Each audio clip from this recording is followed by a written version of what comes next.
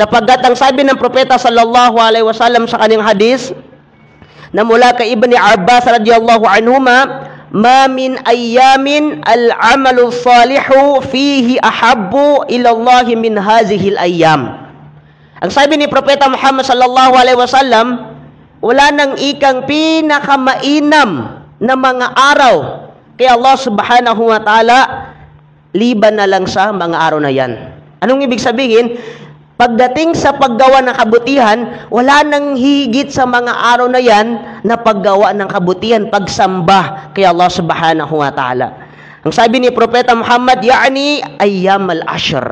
Ang ibig sabihin ay ang unang ikasampung araw sa buwan ng Dzulhijjah.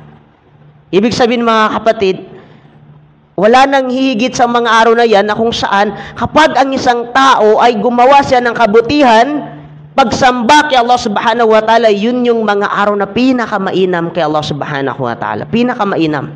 Wala nang higit sa araw na yun. Kaya ito ang patunay mga kapatid, na bilang isang Muslim, sumasamba kay Allah subhanahu wa ta'ala, itong paparating na ikasampung araw sa buwan ng Dzulhijjah, nararapat sa isang tao na paramihin niya ang kanyang mga amalus salih, ang kanyang mabubuting gawain na kinalulugdan niya Allah subhanahu wa ta'ala, sapagkat hindi mapapantayan ng mga ordinaryong araw ang gantimpala ng paggawa ng isang tao ng kabutihan, pagsamba kay Allah subhanahu wa ta'ala sa araw na yan. Nung marinig ng mga sahaba, ang sabi ng mga sahaba, qalu ya Rasulullah, walal jihadu fi sabilillah.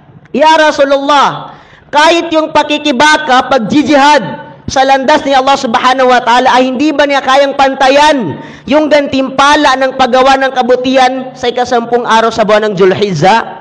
Ang sagot ni propeta Muhammad sallallahu alaihi wasallam, qal walal jihadu fi sabilillah. Kahit ang pakikibaka sa landas ni Allah subhanahu wa ta'ala o pagjijihad ay hindi niya kayang pantayan ang gantimpala ng mabuting gawain ng isang tao sa unang ikasampung araw sa buwan ng Dzulhijjah.